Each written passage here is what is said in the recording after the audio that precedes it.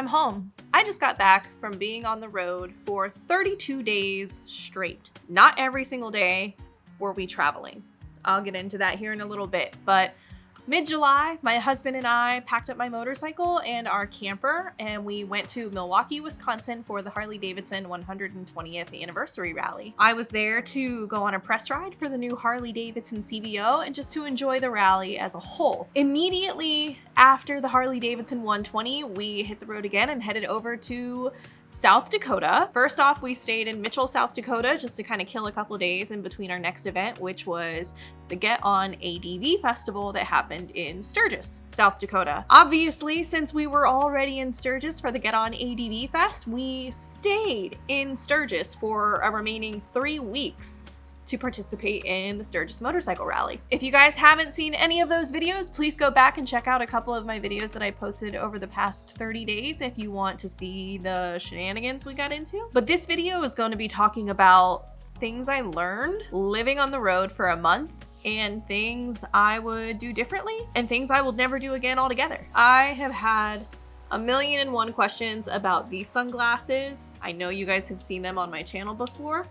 These, I don't even know how to show you, are my new Flying Eyes sunglasses. Highly, highly flexible, incredibly lightweight, lifetime warranty, and basically unbreakable.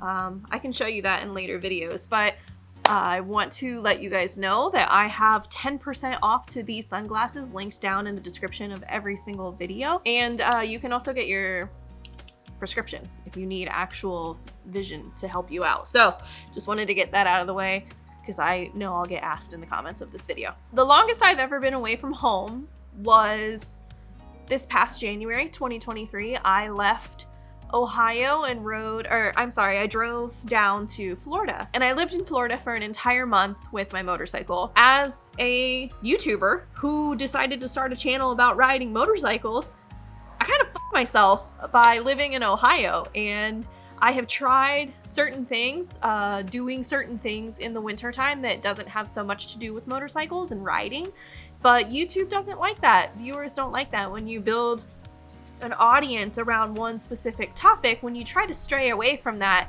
it really doesn't do good. And so instead of watching my channel die, I figured, all right, let's adapt. Let's go try something different. So this past January, I lived in Florida for an entire month, created videos almost every single day. And by the time I came back home to my husband, he wasn't with me, unfortunately. By the time I came back home, I was like, now that I know this is an option, I don't ever want to spend another winter in Ohio again. He and I's both mental health this past winter was hands down the lowest it's ever been in my life. And I started taking extreme measures and extreme steps to put us in a position where we could travel in the winter months. So if you guys don't know, we bought a toy hauler this year. Very first time I've ever owned a camper or an RV or anything. I usually prefer tent camping. But since we needed to haul our motorcycles and have somewhere to live, not just camp, we bought the toy hauler. And I bought it with the intentions of, let's see how this goes. Usually I'm an all or nothing kind of person, and once I make my mind up, there's no persuading me left or right to not do the things I want to do.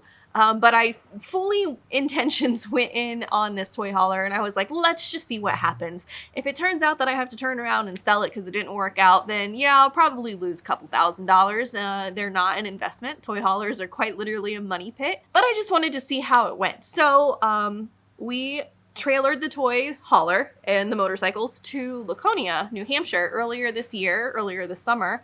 And that was our very first real experience of traveling with a toy hauler and living out of it. We very quickly learned our beautiful truck is really not suited for towing the type of things that we want to tow. So when we bought our truck, we didn't really understand tow ratings, and we bought a half-ton Chevy Silverado. So there's a lot to be desired about the things that we learned on the previous trips. But again, in this video, I want to talk about some of the more mental side of living away from home for so long. So this was the very first time my husband actually got to come with me on the road to work. I love riding motorcycles. I do it for fun. I will always do it for fun. I had the extreme dedication and passion to want to document my travels and share videos with you on the internet. So I get to kind of do this for a living now. Not kind of, I do it for a living. And I want to continue doing this for a living because it's literally changed my life for the better. So my husband, finally, we got him in a position where he is able to travel with me more often, not every single time, but more often. And I really wanted him to be with me this year in Sturgis because he's never been to a Sturgis rally. So he loaded up the cat, loaded up all of our bikes. We can only fit small bikes, but loaded up the bikes and we headed over to South Dakota. I'm sure he'll have a similar video over on his channel, but something happened this year in South Dakota that I would have never expected to happen. And I feel like a lot of people, I know people in my personal life who this has happened to after you go to your first Sturgis. You kind of have this like euphoric, very vivid image of what you're currently doing and what your life is like. So Jordan and I both had a lot of time in our helmets to think, and a lot of time separately while he was in the truck and I was on the motorcycle to think about what we're doing, what we want to be doing, how we want to be doing it, and the future of what this entails for us if we continue to include motorcycles as a major part of our life. One thing for me personally, I came to an amazing realization is I've talked about this a lot with you guys on the channel, so it's nothing new. It really brought to the surface my incredibly unhealthy lifestyle choices. I've obviously talked about my weight issues. I'm a yo-yo, weight gainer, weight loser. It just really brought to light the very, very unhealthy habits I have. And like when I talk about this, I don't like, if you guys do suffer from addiction, obviously I don't take that lightly. I think addiction is very important and everyone should seek help for addiction. It's baby steps every single day. But I caught myself drinking beer. I don't drink heavy liquor or anything like that. I don't get drunk every single time I drink, but I was craving a beer almost every single day, the way some person would crave cookies after dinner or a cigarette when you first wake up in the morning. It's just that constant, like, you rode 700 miles today. You deserve a beer or 3 or 5. And I'll get to that in a minute. But being in the space that is the Sturgis Motorcycle Rally and thinking like, I'm not at home, I don't have access to my email right now, I must be on vacation. That is one of the most toxic thought processes that I have when I do travel. And I really have been working on changing that since I do this as a career.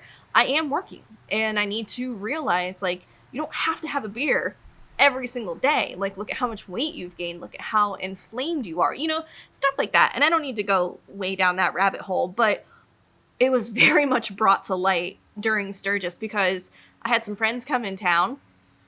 Actually, it was Shade Tree Surgeon and Shay Lisi. They came into Sturgis and Shay was like, so we're walking around Main Street, drinking a beer, looking at bikes. And Shay's like, so what do you do in Sturgis? I'm like, this is it. You're kind of looking at it. You go eat crappy food, you drink beer, and you just get on your motorcycle and ride to cool places when you can, when you're not drunk. That right there, like that whole conversation that I had with Shay was just really eye-opening to me. I'm like, ew, this is what you do, Jess. This is what you do. And you need to change that. So I always knew, and you can even check out some of my other friends, like Blockhead posted a video where I basically pledged in that video. I'm like, after I get home from Sturgis, I'm going to go sober. On camera again real quick. Are you filming? After Sturgis what? After Sturgis, I want to go home and get sober for a little while. 30 to 45 days. Like, expiration of it. That is mine, actually. Again, I'm not an alcoholic or anything, and I don't take addiction lightly. But for me personally, I was just consuming way too many carbohydrates, way too many calories, and too much alcohol. So I was like, when I get home from Sturgis, we are going to crack down instantly, no alcohol, 30 days. I usually don't like putting ultimatums on things, but I was like, this is something you need to do. You really need to give your body a reset. It's not about win or lose. It's forcing yourself to be uncomfortable. And so it's been 7 days. I've had no alcohol. I haven't filmed any videos.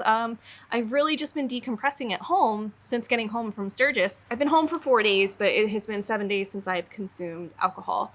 And it's been awesome. Like, I don't crave it. I don't, like, once I have that switched in my head, flipped in my head that it's non-negotiable, like, oh, nope, sorry. Can't go out for drinks. I'll go out. I just can't drink alcohol. Like, it's a lot easier to live on this lifestyle. So that was a very long-winded way of saying Sturgis has made me realize I got to get my shit together, really, like truthfully, for my health, for my future, for my career. And another reason that was brought to the forefront of being obvious is I took my Himalayan off-road technically, during the Get On ADV Fest. And I had the time of my life doing that. I had so much fun. It was very scary for a few of it, but holy shit am I out of shape. And like, that's not a secret. I've never been subtle about how out of shape I am or overweight or whatever, but man, I was like, this is fun. And I wish I could go further. I wish I could do more. So like, just riding off-road was like, damn, dude, like, you need to do some squats. You need to do some weight training. Like, that's really where this came in. So even before the motorcycle rally started, just during the ADV Fest, I was having these thoughts of like, geez, you need to make some changes. And it needs to start now, not when you get home, but when, like, right now. Do it as soon as possible. Those are just some of the physical things that I thought about while I was traveling full time.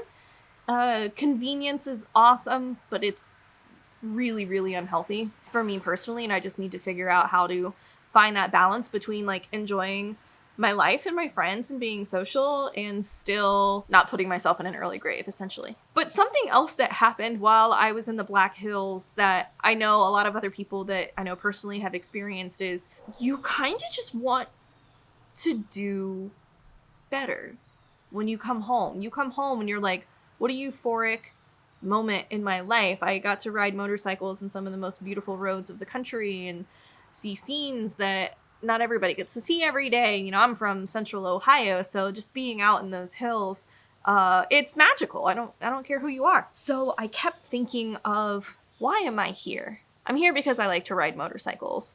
But why am I here right now? I'm here because this is a beautiful road and I wanted to go ride it. Well, you've already ridden that road. So why are you here right now? It's because I know people on the internet are going to want to watch this video. Okay, so make the video.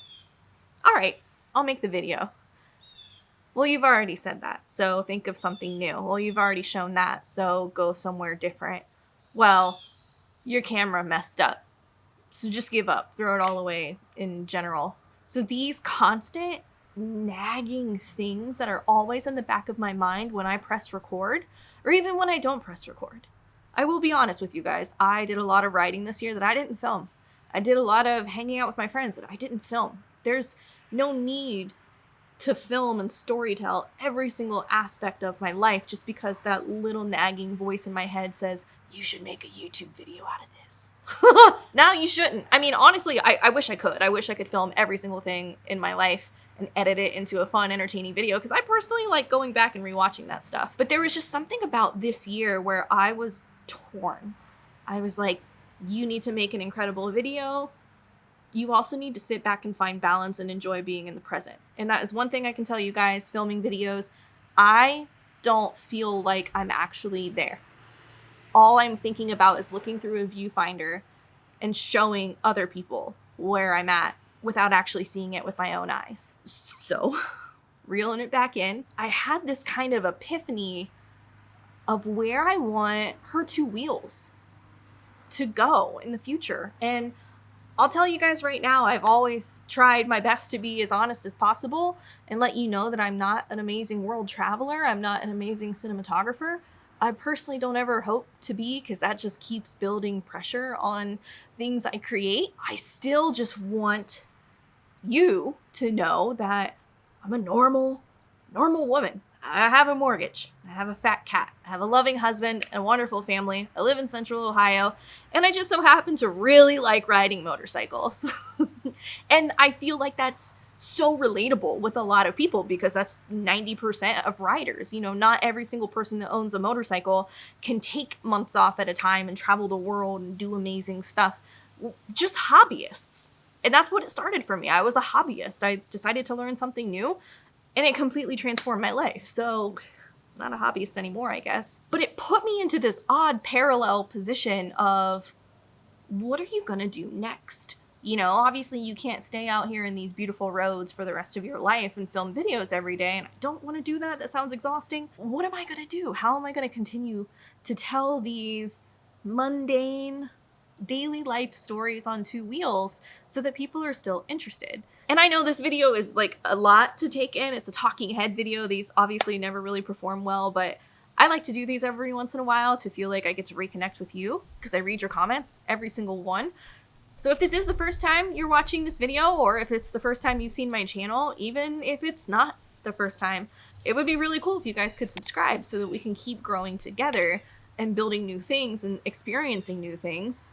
And it's free. It's like the easiest thing you can do to support a content creator is just subscribe to their YouTube channel and watch their videos. But it's putting me on that pedestal of like, okay, this video did really great. Why? Why did it do really great? For the most part, videos do good because they're relatable and people find them enjoyable. And that's always the goal. I want you guys to have a good time. And then other videos just flop. And it's like, why did that flop? 90% of the time, the videos that don't do well for me, I was really trying. I really wanted it to do well. I was really trying to get people to like me. And that does, I mean, like, we've all been to high school, man. It doesn't work when you try to get people to like you. So there is this odd wall that I have to like break through as a quote unquote YouTuber. I've always been a creative person. I have not always been a content creator, but there's this wall that I have to get past in order to continue growing and doing the things that I really want to do. And for me personally, I want to just experience life on two wheels, whether that's riding down the road to get coffee with my friends, riding an hour away to go camping for the night, or riding 1,000 miles away and doing whatever the hell I want to do. Because that's, at the end of the day, that's what I do. Whatever the hell I want to. So being on the road for that long had me mourning or missing a life that I actually don't even really have. I'm in a constant state of FOMO. If you guys have never heard the term FOMO, F-O-M-O. It is an acronym for fear of missing out. It's slowly turning into JOMO, J-O-M-O, which is joy of missing out. And I'm constantly battling these two things. Like, am I sad that I'm not experiencing these really fun things that I want to experience? Or am I happy that I get to just stay home snuggled up reading a book with my cat? You know, like, so I'm in this weird limbo of, what do I actually want to do? Do I want to stay home and explore more of Ohio on two wheels? Or do I want to go explore more of this country on two wheels, or meet new people, or, you know, just travel? And I think the answer is yes. I want to do both. I actually very much enjoy doing both. So now that I've been home, and I'm going to be home for the foreseeable future, a few months at least, I hope, I really want to enjoy me time again and film it. All of these words I just said to you, I have had the conversation with my husband, and I think eventually he'll make a video with his thoughts. But the one thing I will say about attending the Sturgis motorcycle rally is it, whether for good, better, or worse, it makes you want to be a better person. And you can take that or leave it however you want to. It makes me personally want to distance myself from the stereotypical motorcyclist, I guess is the nicest way to put it. Because that's not who I am. I'm a normal person. I'm a normal woman. I like to do normal things. And I just so happen to ride motorcycles. I don't like to do these all the time, but sometimes when I'm gone for a while, it feels necessary to reconnect with you guys. Subscribe if you haven't done so yet. And until my next one, you be good, ride motorcycles, and I'll see you later.